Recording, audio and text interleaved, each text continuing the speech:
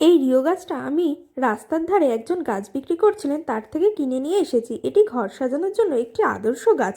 আমি এই রিও গাছগুলোকে খুব একটা বিশেষ বড় পটে দেব না। এই গাছ খুব সহজে মাল্টিপ্লাই করা যায়।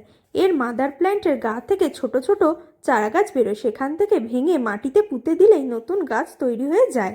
এই চারা গাছের নিচের শুকনো পাতাগুলো একা একা কোনোভাবে ঝরে পড়ে না। শুকিয়ে যাওয়ার পর আমরা যদি সেই পাতাগুলোকে কেটে না দিই তাহলে এই গাছ কখনোই তার নিজের সৌন্দর্য ফুটিয়ে তুলতে পারে না।